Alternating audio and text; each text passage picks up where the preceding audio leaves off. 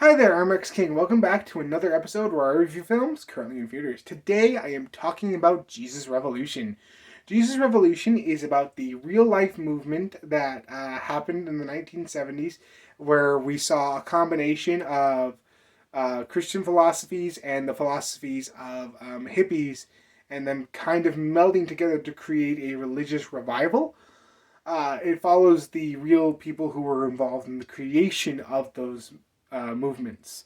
And this film's kind of iffy, mainly because it splits itself into two parts. We have the story between a pastor who's played by Kelsey Grammer and this guru hippie played by Jonathan Ramai. I apologize if I mispronounced that name. And pretty much what they do to build this movement and how they interacted with each other. And when the film's focusing on those two, it's really interesting because of the way they play off each other and their back and forth and kind of their discussions that they have. But the problem is the film focuses primarily on the second part of the film, which is about this kid who gets enraptured in the movement, played by Joel Courtney. And his story's very stereotypical, like we've seen it a dozen times in other films before, and there's not a lot new here with what he's doing.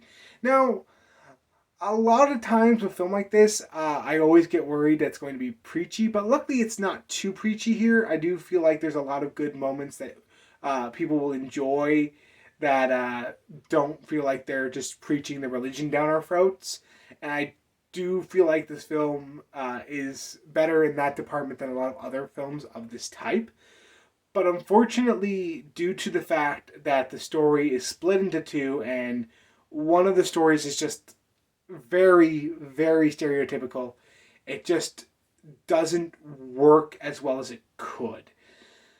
The characters are all written okay, none of them are terrible. Unfortunately, we suffer from the problem that none of these characters really feel like real people, and this is based off a real story, so it does suffer a little bit in that department. The performances are all good. Everyone's doing a decent job with the characters they're given. The standout is definitely Kelsey Grammer, but to be honest, that's no shock.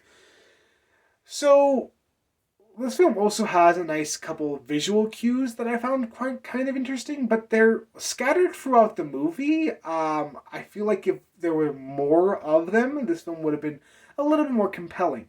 The music here is really good. A lot of this is songs from the 70s and from the era that this revolution was taking place in. So if you like 70s music, then you're going to like the soundtrack here. At the end of the day, Jesus Revolution is. If it was a little bit more focused on the story between the pastor and the hippie guru, I probably would have liked it more.